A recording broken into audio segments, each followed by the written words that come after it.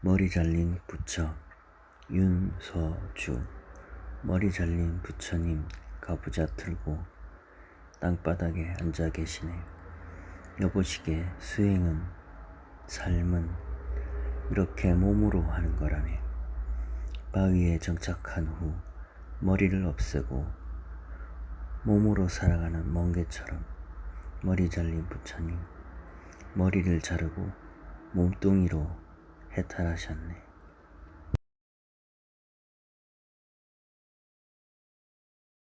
외로운 것들은 하필 4월에 흩날릴까. 떠돌아 날리는 민들레 보풀들 모아 그런대로 포근한 이불 한 채 만들려면 과연 몇 년이나 걸려야 할까. 구석으로 뭉쳐놓았던 회색 먼지의 보풀들 몇 뭉치 살짝 모르게 섞는다면 좀 빨라질까. 바람마저 흔들려 이리저리 방황하는 4월. 하필이면 왜 4월인 거야. 천천히 차오르는 세상의 모든 물기들. 이제 저 보풀들을 삼켜 드릴 텐데 하필이면 왜 4월인 거야. 왜?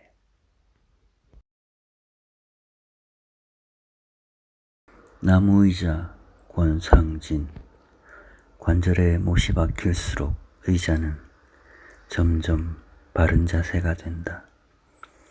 생각이 무거우면 부처도 자세를 꽂지 않는데 의자라고 다리 한번 꼬고 싶은 순간이 없었겠는가. 못은 헐거워진 생각을 관통하고 너머의 삶을 다시 붙잡는다. 돌아눕고 싶은 밤이 있었고 돌아서고 싶은 사람이 있었다. 나이가 온몸에 박혀올 때마다 나는 자세를 고치며 다시 살아볼 궁리를 한다. 하늘도 긴 날을 삐걱거렸는지 밤이면 못대가리들로 촘촘하게 빛난다.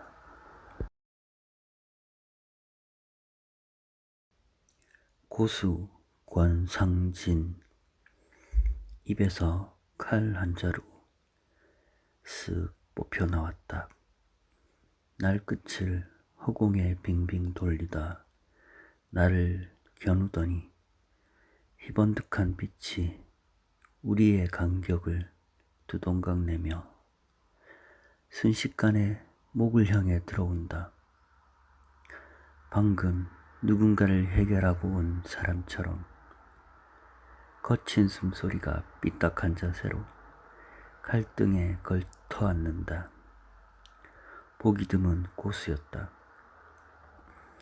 입안에 숫돌을 물고 날마다 자음과 모음을 갈고 있는지 이란만에 토막 나버린 내 말은 바닥에 나뒹군다.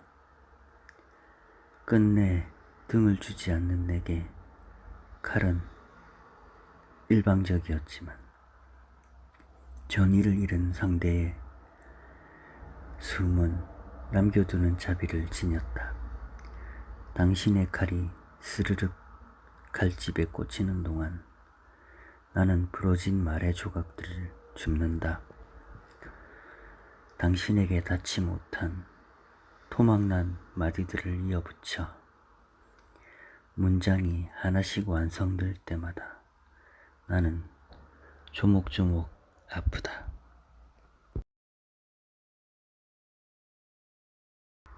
구석 김기택. 다 열려있지만 손과 발이 닿지 않는 곳, 비와 걸레가 닿지 않는 곳, 벽과 바닥 사이로 들어가 나오지 않는 곳, 하루 종일 있지만 하루 종일 없는 곳, 한낮에도 보이지 않는 곳, 흐르지 않는 공기가 모서리 세워 박힌 곳, 오는 듯 많은 듯 날개 달린 먼지가 온다. 많은 다리를 데리고 벌레가 온다. 바람과 빛이 통하지 않는 습기와 냄새가 온다. 숨어있던 곰팡이가 벽을 뚫고 도전한다. 아기 손가락이 어느 날 만져본다. 문이 없어도 아무도 들어가지 않는 곳. 후벼본다. 긁어본다. 빨아본다. 엄마가 없어도 튼튼하고 안전한 곳. 머리를 넣어본다. 누워본다. 뒹굴어본다. 손가락으로도 꽉 차지만 온몸이 들어가도 넉넉한 곳.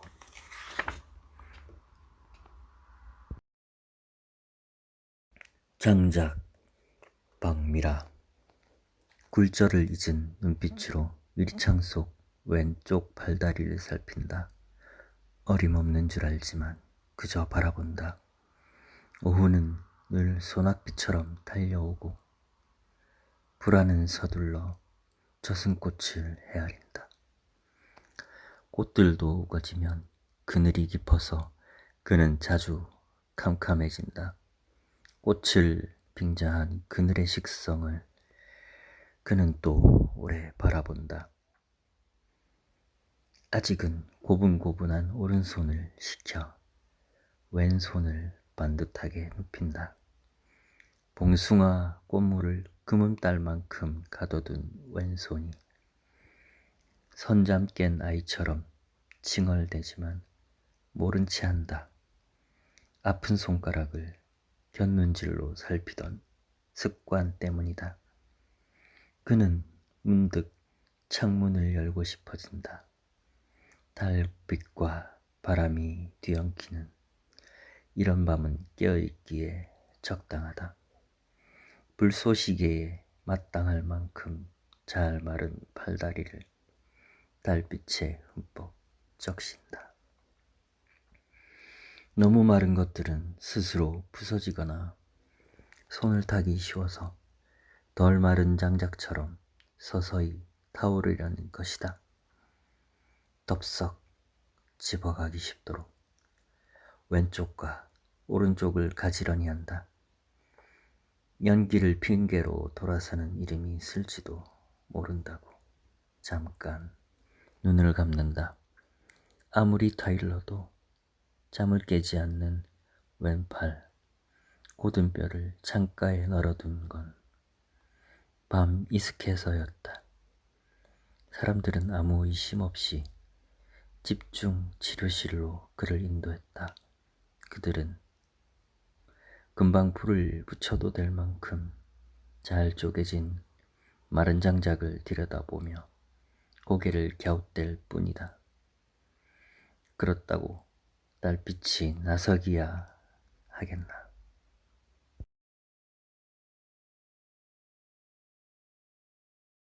새를 두고 왔다. 박미라. 해 뜨는 아침에 기대고 싶어서 동양집을 구했더니 나보다 훨씬 쓸쓸하신 앞산이 12폭 그림자로 해를 받아 안으신다. 여기까지 와서도 세상에 두루 나투시는 시작을 맘껏 뵐 수 없다니 왜 그늘은 항상 내 몫인가. 다정을 두고 떠나는 일에는 익숙하지만 작별사는 언제나 비문투성이다. 특별히 묻고 대답할 안부도 없으면서 시도 때도 없이 다녀가던 새를 두고 간다. 무거운 것들만 두고 가는 게 아니다. 뜨겁다고 집어던지는 게 아니다. 어떤 무게에 짓눌려 숨 거두고 싶었거나 뼛가루조차 수습할 수 없도록 타버리고 싶기도 했는데 내가 꾸린 행랑의 목록은 작가 미상의 암각화로 발견되거나 불린 문자의 그림자 속에서 잠들어 있겠지만 굳이 고백하자면 어느 저녁에는 낯선 소리를 제법 알아들었다는 듯이 흐느끼기도 했고 끝끝내 웃음과 울음의 경계를 터득할 수 없어서 혹 즐겁고 혹 서럽기도 했는데 혼자 떠나온 여기서도 새가 운다고 새가 울었다고 아스팔트 위에서도 시장 복판에서도 없는 새소리가 들려 화들짝 놀라기도 한다. 생각하면 이별은 늘 염치 없다.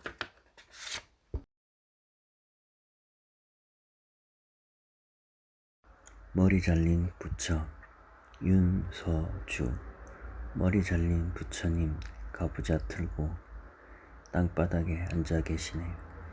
여보시게 수행은 삶은 이렇게 몸으로 하는 거라네.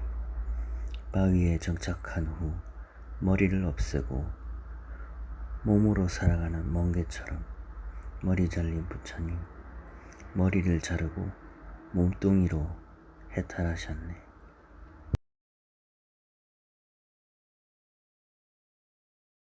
외로운 것들은 하필 4월에 흩날릴까. 떠돌아 날리는 민들레 보풀들 모아 그런대로 포근한 이불 한 채 만들려면 과연 몇 년이나 걸려야 할까. 구석으로 뭉쳐놓았던 회색 먼지의 보풀들 몇 뭉치 살짝 모르게 섞는다면 좀 빨라질까. 바람마저 흔들려 이리저리 방황하는 4월. 하필이면 왜 4월인 거야. 천천히 차오르는 세상의 모든 물기들. 이제 저 보풀들을 삼켜 드릴 텐데 하필이면 왜 4월인 거야. 왜?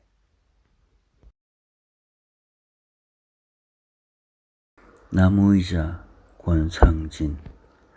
관절에 못이 박힐수록 의자는 점점 바른 자세가 된다. 생각이 무거우면 부처도 자세를 고쳐 앉는데 의자라고 다리 한번 꼬고 싶은 순간이 없었겠는가. 못은 헐거워진 생각을 관통하고 너머의 삶을 다시 붙잡는다. 돌아눕고 싶은 밤이 있었고 돌아서고 싶은 사람이 있었다.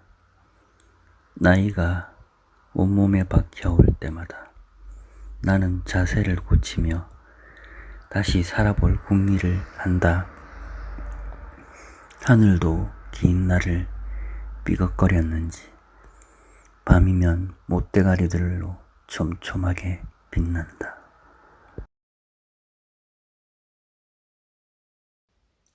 고수 권상진.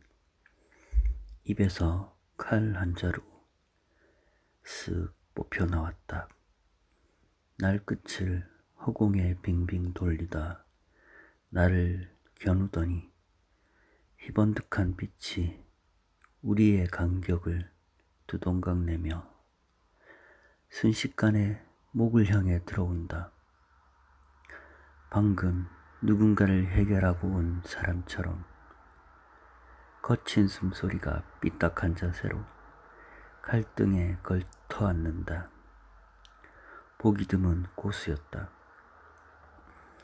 입안에 숫돌을 물고 날마다 자음과 모음을 갈고 있는지 이란만에 토막 나버린 내 말은 바닥에 나뒹군다. 끝내 등을 주지 않는 내게 칼은 일방적이었지만 전의를 잃은 상대의 숨은 남겨두는 자비를 지녔다. 당신의 칼이 스르륵 칼집에 꽂히는 동안 나는 부러진 말의 조각들을 줍는다. 당신에게 닿지 못한 토막난 마디들을 이어붙여 문장이 하나씩 완성될 때마다 나는 조목조목 아프다.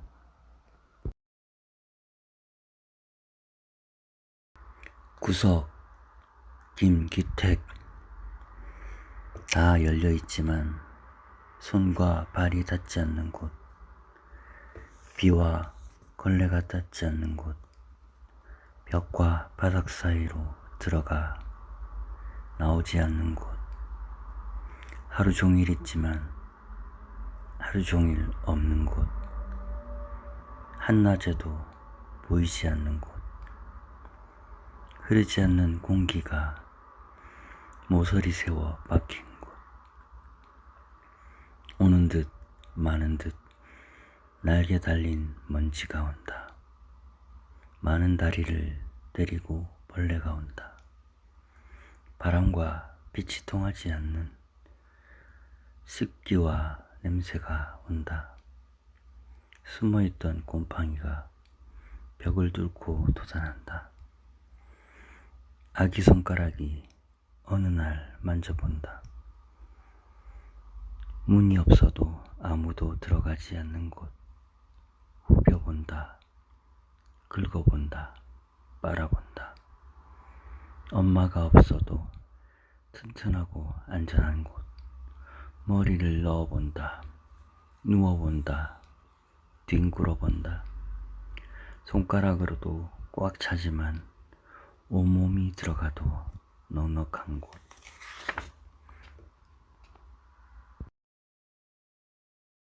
장작, 박미라. 굴절을 잊은 눈빛으로 유리창 속 왼쪽 팔다리를 살핀다. 어림없는 줄 알지만 그저 바라본다. 오후는 늘 소낙비처럼 달려오고 불안은 서둘러 젖은 꽃을 헤아린다.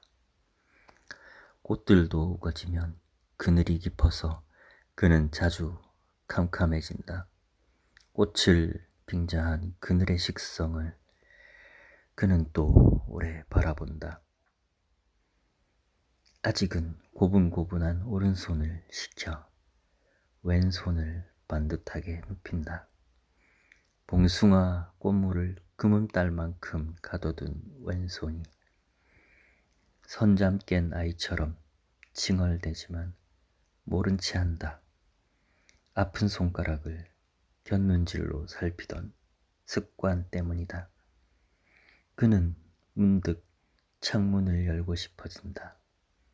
달빛과 바람이 뒤엉키는 이런 밤은 깨어있기에 적당하다. 불쏘시개에 마땅할 만큼 잘 마른 팔다리를 달빛에 흠뻑 적신다. 너무 마른 것들은 스스로 부서지거나 손을 타기 쉬워서 덜 마른 장작처럼 서서히 타오르려는 것이다. 덥석 집어가기 쉽도록 왼쪽과 오른쪽을 가지런히 한다. 연기를 핑계로 돌아서는 이름이 있을지도 모른다고 잠깐 눈을 감는다.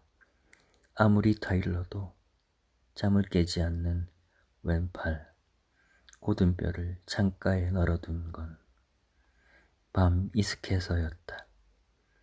사람들은 아무 의심 없이 집중 치료실로 그를 인도했다. 그들은 금방 불을 붙여도 될 만큼 잘 쪼개진 마른 장작을 들여다보며 고개를 갸웃댈 뿐이다. 그렇다고 달빛이 나서기야 하겠나.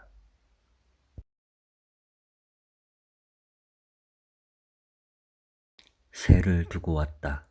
박미라. 해 뜨는 아침에 기대고 싶어서 동양집을 구했더니 나보다 훨씬 쓸쓸하신 앞산이 12폭 그림자로 해를 받아 안으신다. 여기까지 와서도 세상에 두루 나투시는 시작을 맘껏 뵐 수 없다니 왜 그늘은 항상 내 몫인가.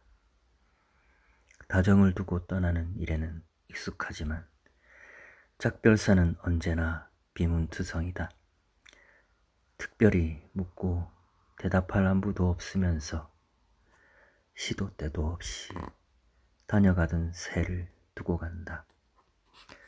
무거운 것들만 두고 가는 게 아니다. 뜨겁다고 집어던지는 게 아니다.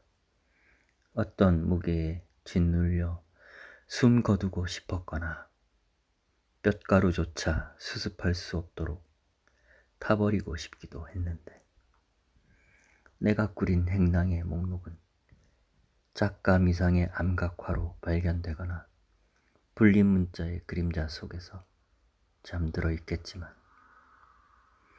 굳이 고백하자면 어느 저녁에는 낯선 소리를 제법 알아들었다는 듯이 흐느끼기도 했고 끝끝내 웃음과 울음의 경계를 터득할 수 없어서 혹 즐겁고 혹 서럽기도 했는데 혼자 떠나온 여기서도 새가 운다고 새가 울었다고 아스팔트 위에서도 시장 복판에서도 없는 새소리가 들려 화들짝 놀라기도 한다.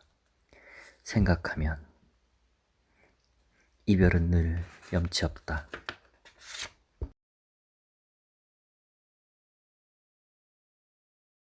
머리 잘린 부처 윤서주. 머리 잘린 부처님 가부좌 틀고 땅바닥에 앉아 계시네. 여보시게 수행은 삶은 이렇게 몸으로 하는 거라네. 바위에 정착한 후 머리를 없애고 몸으로 살아가는 멍게처럼 머리 잘린 부처님 머리를 자르고 몸뚱이로 해탈하셨네.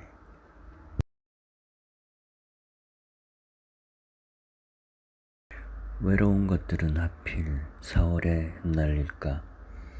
떠돌아 날리는 민들레 보풀들 모아 그런대로 포근한 이불 한 채 만들려면 과연 몇 년이나 걸려야 할까.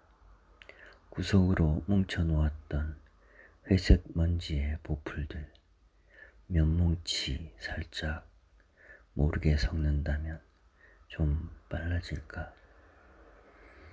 바람마저 흔들려 이리저리 방황하는 4월. 하필이면 왜 4월인 거야. 천천히 차오르는 세상의 모든 물기들. 이제 저 보풀들을 삼켜 드릴 텐데 하필이면 왜 4월인 거야. 왜?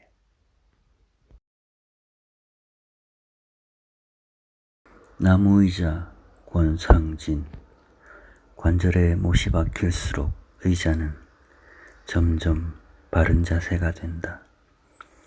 생각이 무거우면 부처도 자세를 꽂혀 앉는데 의자라고 다리 한번 꼬고 싶은 순간이 없었겠는가.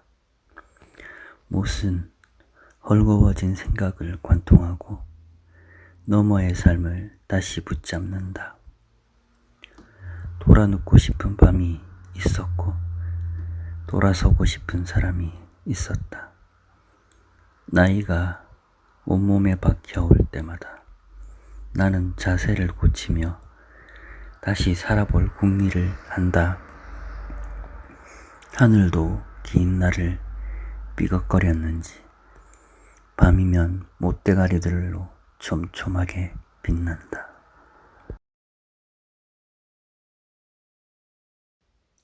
고수 권상진. 입에서 칼 한 자루 쓱 뽑혀 나왔다. 날끝을 허공에 빙빙 돌리다 나를 겨누더니 희번득한 빛이 우리의 간격을 두동강 내며 순식간에 목을 향해 들어온다. 방금 누군가를 해결하고 온 사람처럼 거친 숨소리가 삐딱한 자세로 칼등에 걸터 앉는다. 보기 드문 고수였다. 입안에 숫돌을 물고 날마다 자웅과 모음을 갈고 있는지 이란만에 토막 나버린 내 말은 바닥에 나뒹군다. 끝내 등을 주지 않는 내게 칼은 일방적이었지만 전의를 잃은 상대의 숨은 남겨두는 자비를 지녔다. 당신의 칼이 스르륵 칼집에 꽂히는 동안 나는 부러진 말의 조각들을 줍는다. 당신에게 닿지 못한 토막난 마디들을 이어붙여 문장이 하나씩 완성될 때마다 나는 조목조목 아프다.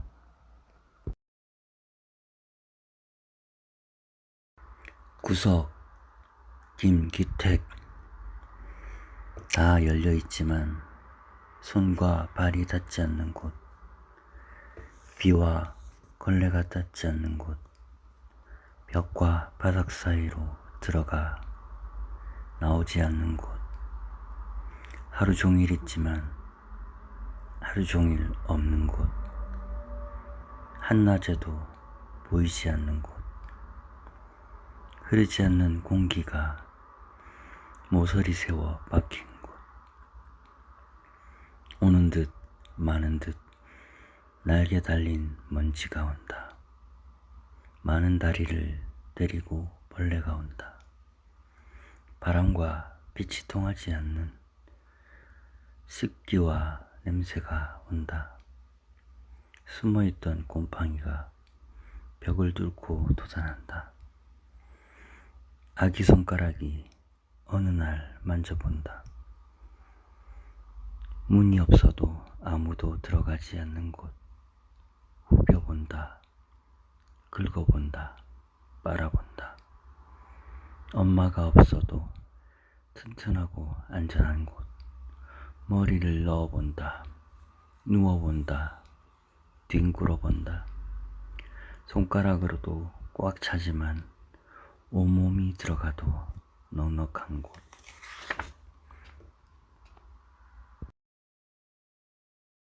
장작, 박미라. 굴절을 잊은 눈빛으로 유리창 속 왼쪽 팔다리를 살핀다. 어림없는 줄 알지만 그저 바라본다. 오후는 늘 소낙비처럼 달려오고 불안은 서둘러 젖은 꽃을 헤아린다. 꽃들도 우거지면 그늘이 깊어서 그는 자주 캄캄해진다. 꽃을 빙자한 그늘의 식성을 그는 또 오래 바라본다. 아직은 고분고분한 오른손을 식혀 왼손을 반듯하게 눕힌다. 봉숭아 꽃물을 금음딸만큼 가둬둔 왼손이 선잠 깬 아이처럼 칭얼대지만 모른 채 한다. 아픈 손가락을 곁눈질로 살피던 습관 때문이다. 그는 문득 창문을 열고 싶어진다.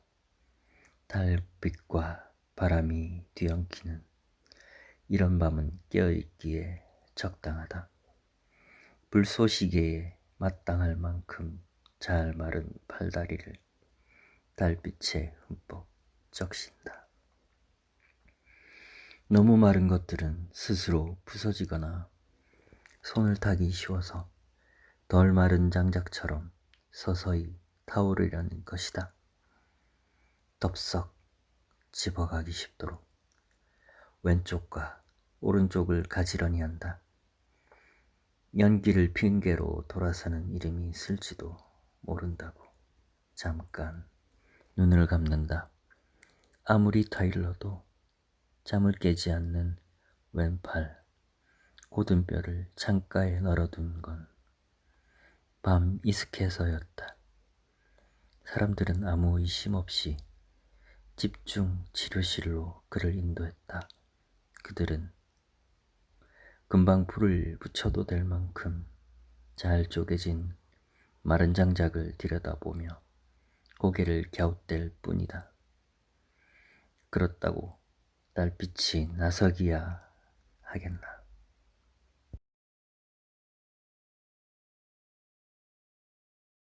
새를 두고 왔다. 박미라. 해 뜨는 아침에 기대고 싶어서 동양집을 구했더니 나보다 훨씬 쓸쓸하신 앞산이 12폭 그림자로 해를 받아 안으신다. 여기까지 와서도 세상에 두루 놔두시는 시작을 맘껏 뵐 수 없다니 왜 그늘은 항상 내 몫인가. 다정을 두고 떠나는 일에는 익숙하지만 작별사는 언제나 비문투성이다. 특별히 묻고 대답할 안부도 없으면서 시도 때도 없이 다녀가던 새를 두고 간다. 무거운 것들만 두고 가는 게 아니다. 뜨겁다고 집어던지는 게 아니다. 어떤 무게에 짓눌려 숨 거두고 싶었거나 뼛가루조차 수습할 수 없도록 타버리고 싶기도 했는데 내가 꾸린 행랑의 목록은 작가 미상의 암각화로 발견되거나 불린 문자의 그림자 속에서 잠들어 있겠지만 굳이 고백하자면 어느 저녁에는 낯선 소리를 제법 알아들었다는 듯이 흐느끼기도 했고 끝끝내 웃음과 울음의 경계를 터득할 수 없어서 혹 즐겁고 혹 서럽기도 했는데 혼자 떠나온 여기서도 새가 운다고, 새가 울었다고, 아스팔트 위에서도 시장 복판에서도 없는 새소리가 들려 화들짝 놀라기도 한다. 생각하면 이별은 늘 염치 없다.